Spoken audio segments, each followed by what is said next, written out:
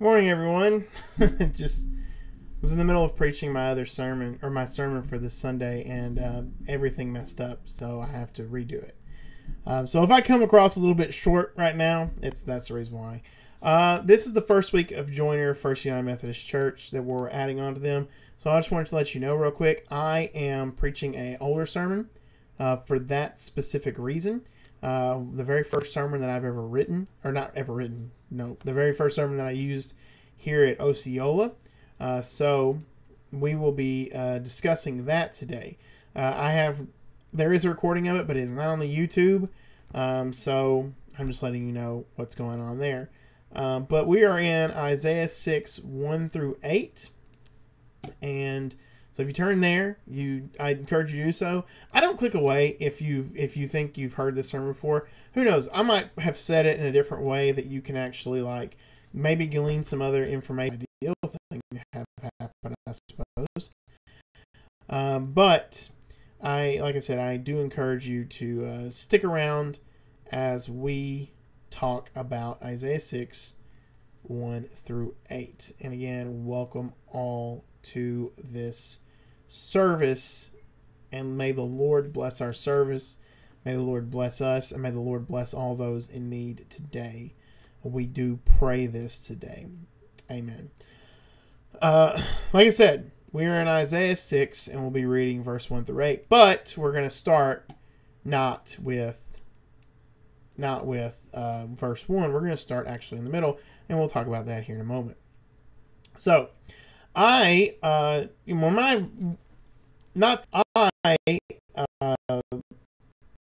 been a preacher for, actually it's been 10 years now that I have been doing this. Started really in 2012. I got my license in 2012, so that's pretty cool.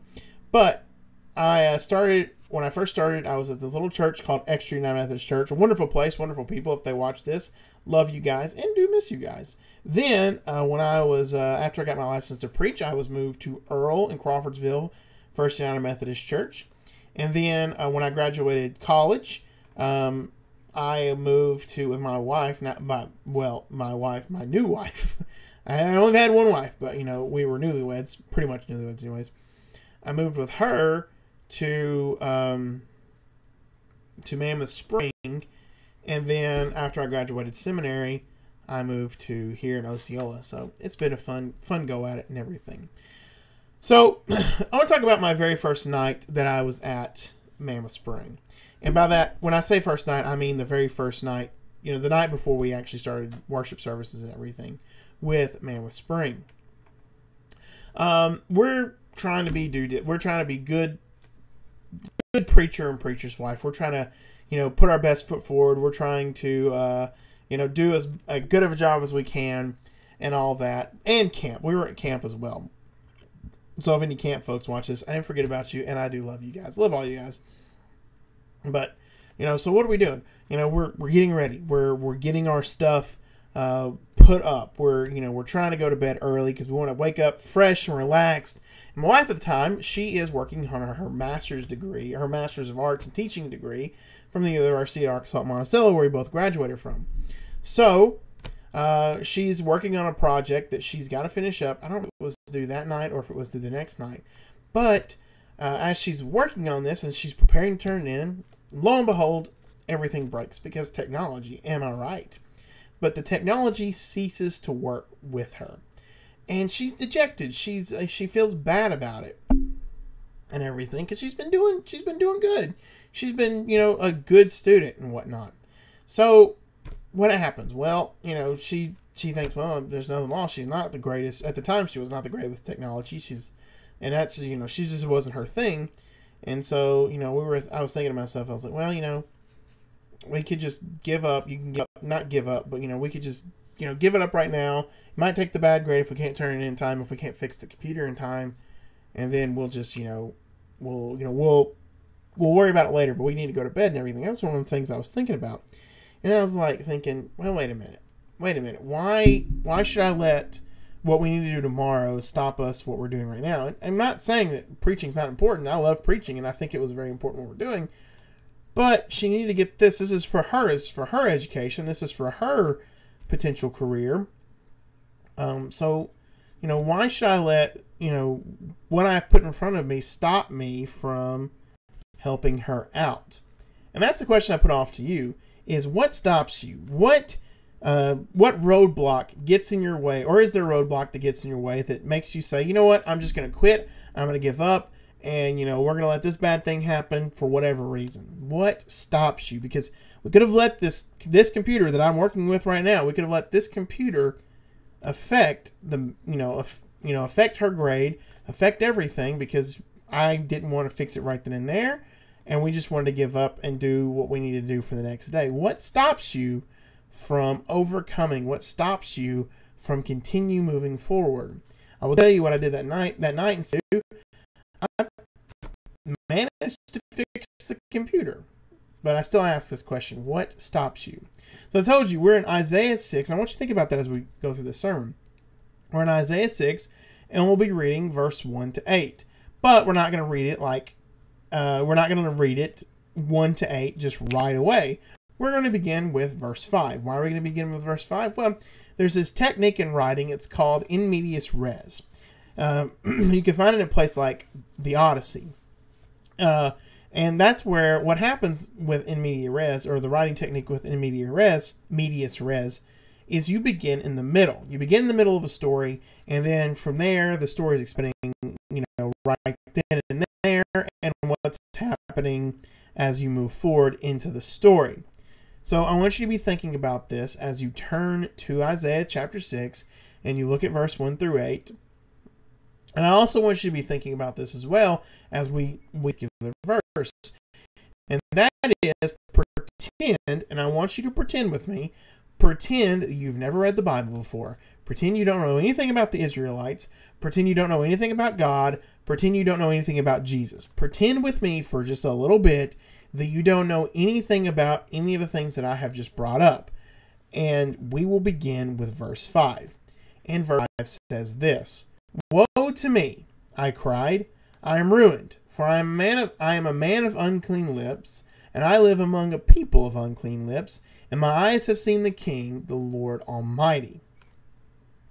So, that's kind of terrifying, maybe. I would hope you might find it terrifying if you didn't know anything about this before. Who is this guy? All we might know is his name's Isaiah, and who is this person he's before that he seems to be so terrified of?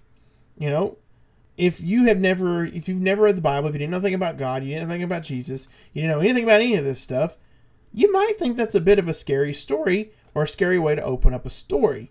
Why is that? Well, there's a lot of unknown going on here. There's a lot of unknown.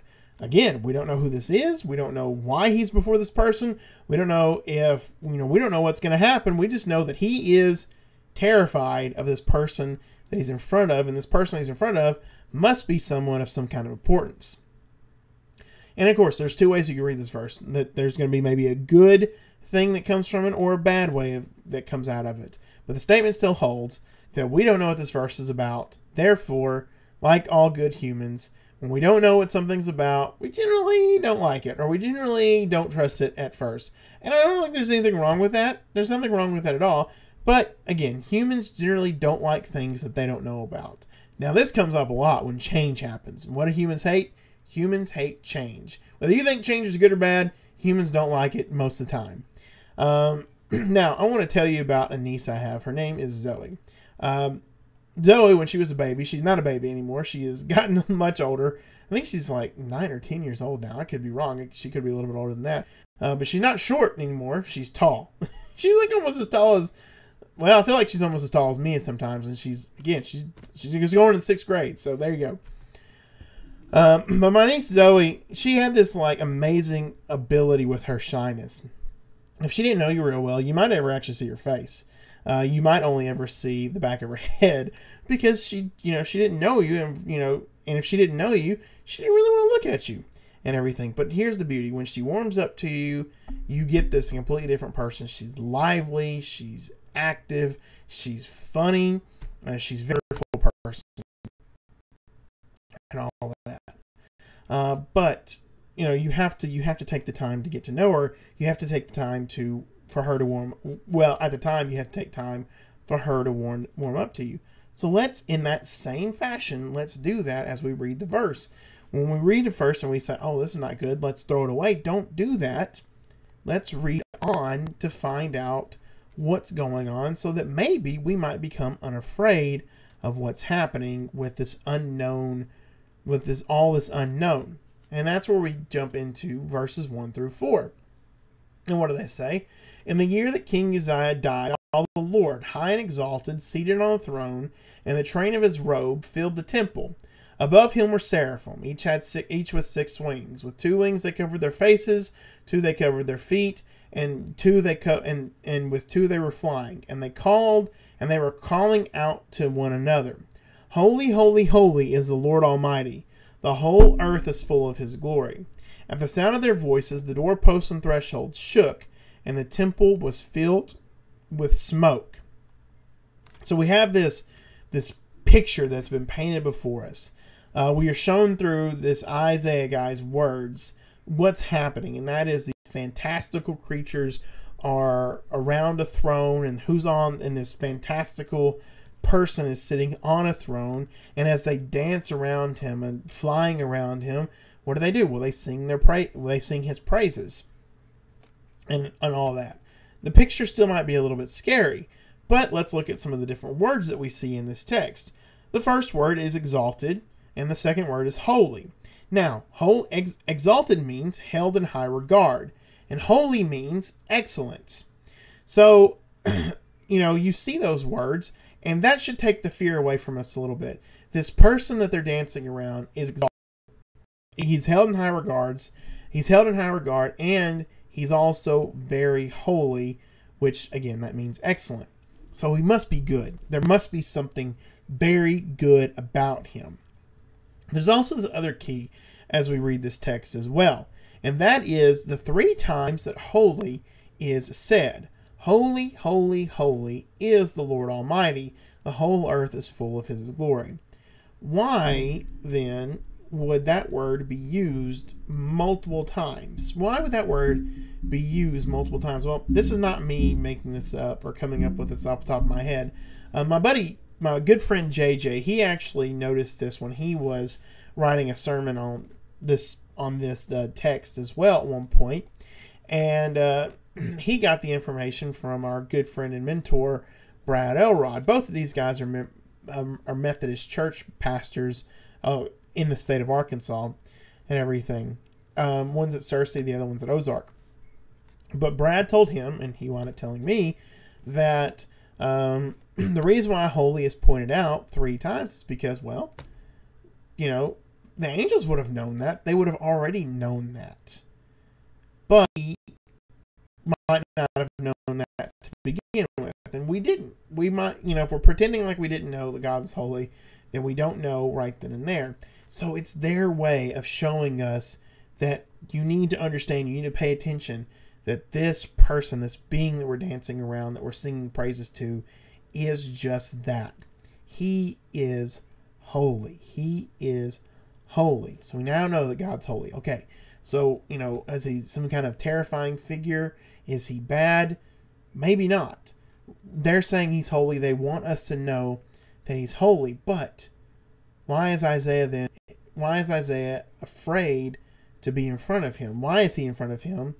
Why is he in front of him? And he's terrified of him. Well, as we saw in verse 5, because Isaiah sees himself as a sinner or as an unclean person, and he lives amongst a people that are also unclean.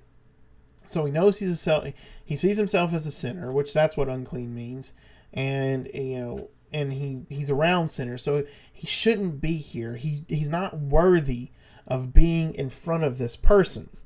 Are you a fan of the Peanuts by chance? I hope you are, because I'm about to tell you about the Peanuts. I'm about to read you something. If you're a fan of the Peanuts, this character that I'm talking about. His name is Pigpen. Now, I'm going to read you this little excerpt that I found about Pigpen. Being constantly dirty is a trait that Pigpen is best known for. When he takes, and if you don't know, Pigpen is that kid that's always, every time he's around him, dust is always flying around him.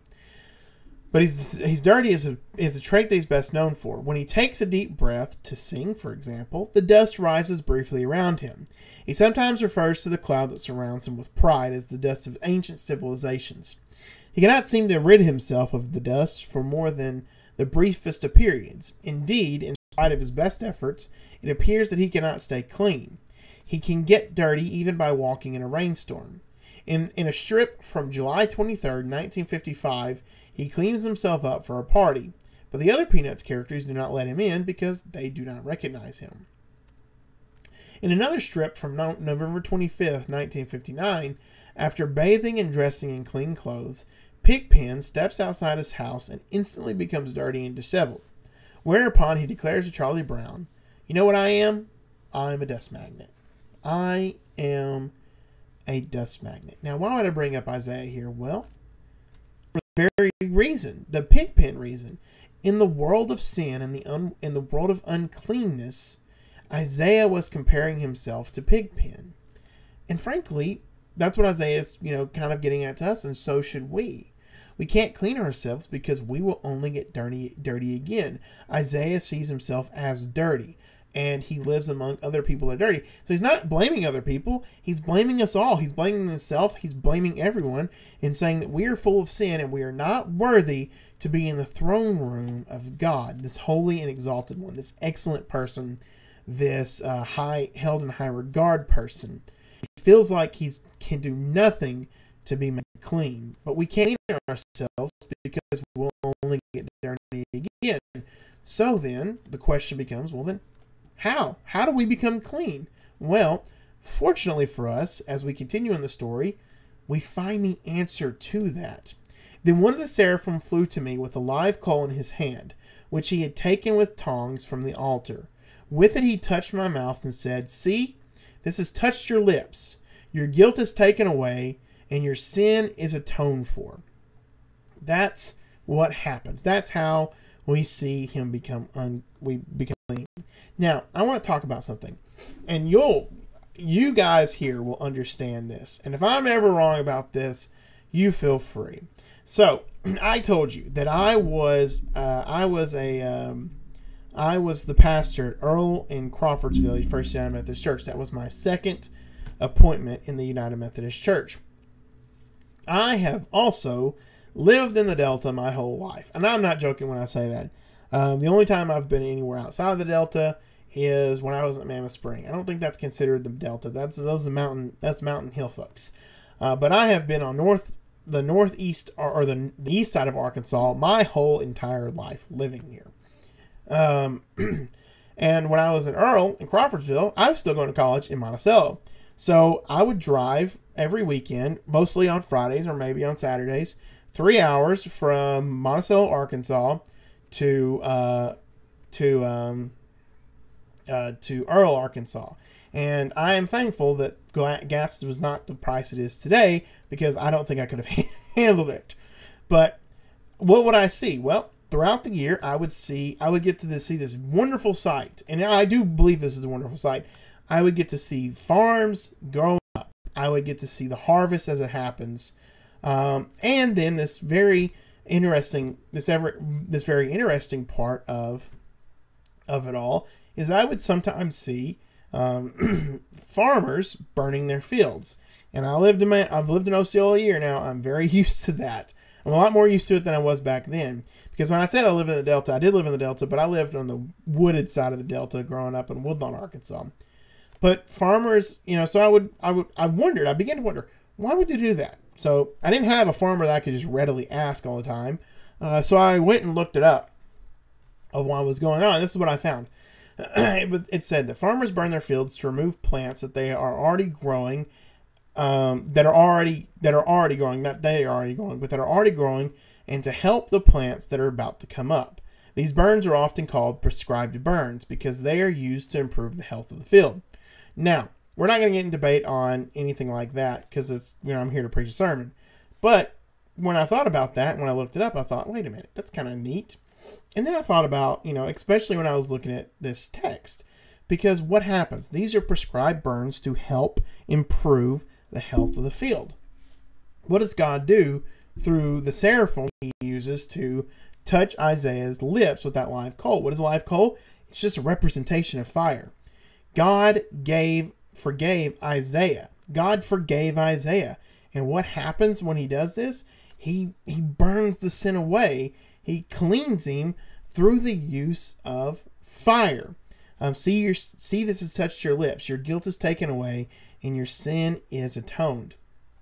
And quite frankly, I'm going to look this up on my old phone here.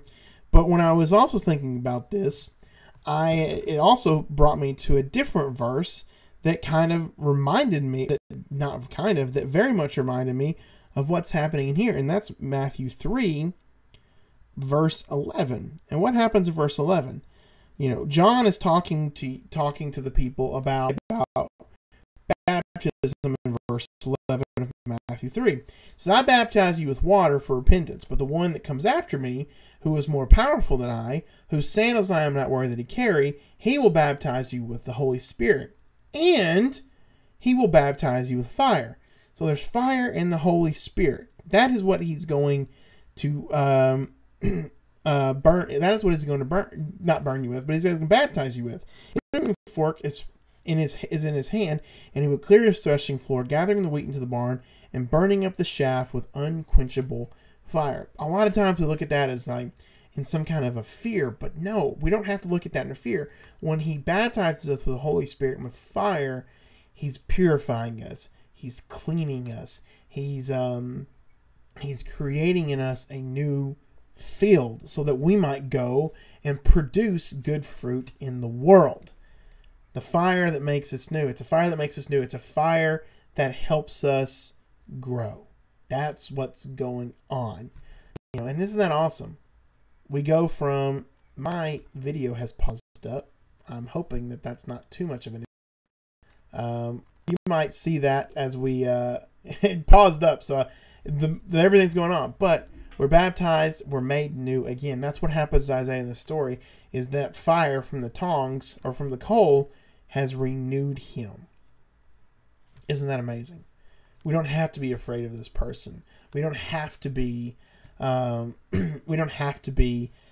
fear for being unclean, because this one that is holy, this one who is excellent, he makes us new. He changes us. He renews us. He gives us new life, and he makes us worthy to be before him. I ask people when I begin this sermon, or when I preach this sermon, is why are we here? Why are we here? Well, we believe in growth. We also believe in what Christ has called us to do. And if we believe in what Christ called us to do, then we also believe in the mission of the Christ, and that we are to take part in that mission. I've heard plenty of times in the world, as I've been a preacher and a member of church. I've been a member of a church all my life. We could talk about that in different capacities at a different time. But everyone says the same thing. They want revival. They want revival. They want renewal. They want God to feel like, they want God to be a part of the world around us in a good way. We all call for it. Not just the Methodist denomination. Everyone that calls himself a Christian, and even people that feel like they've been, that they can't be at a part of a church right now because of horrible things that have happened to them. They want us to remember what Christianity is about. It's being about followers of Christ. People talk about it. We pray about it. We all agree it's something we desperately need. Why doesn't it happen? Well, we're oftentimes afraid, or I don't know if we're afraid, but we're oftentimes waiting for someone else. But why does it have to be somewhere else? Why does it have to be somewhere else? Why can't it be right here with the people that we have right now? What if we didn't just wait for someone? What if we started right here? And what if we went out into the world and began that revival, that renewal out there and in our own churches? What's stopping us? What is stopping us? Well, I might say, like, oh, we're too old. Or, oh, we don't have enough money. Oh, we're in a dying community. Oh, this, and this, and this. There's so many excuses, but what's stopping us? But nothing should be stopping us. And I do think for many it's this idea, well, I'm not good enough. I'm not good enough for God thought. And we tend to, and when we get to thinking like that, we tend to stay in verse 5 and verse 5 alone. Woe to me, I'm ruined. I'm a man of unclean lips. Or I'm a person of unclean lips. I'm a woman of unclean lips.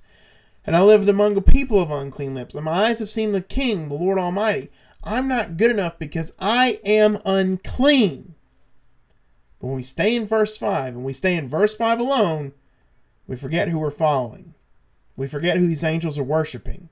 The reasons why they say, holy, holy, holy, is because he is just that.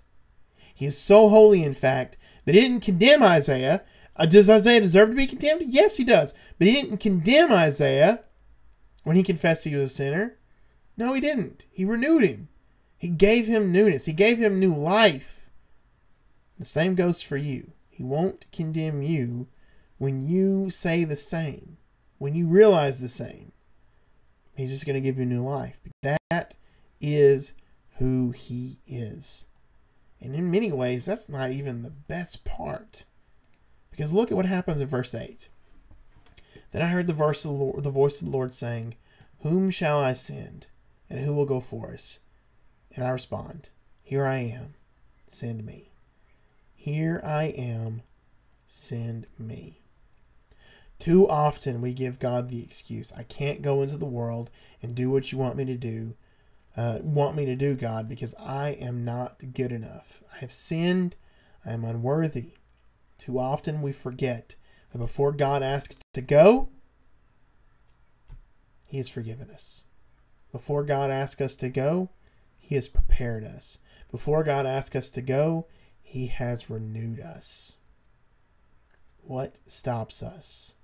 What stops us?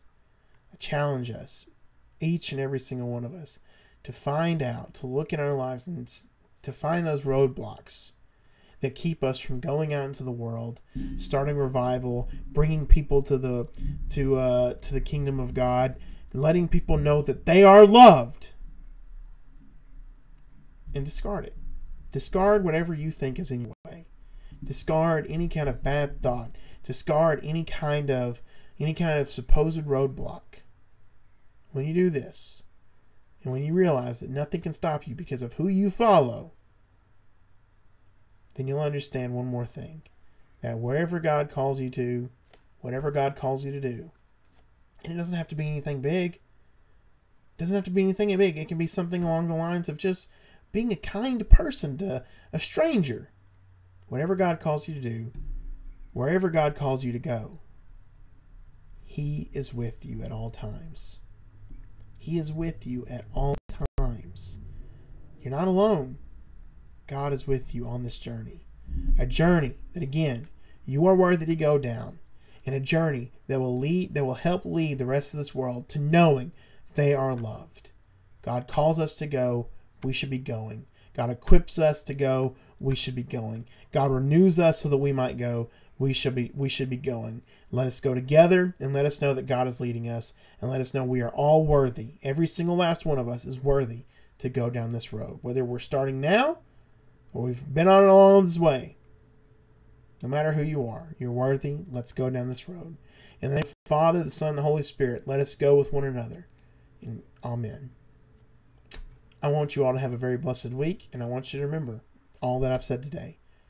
Let us go now and do good in this world for the sake of good. Amen.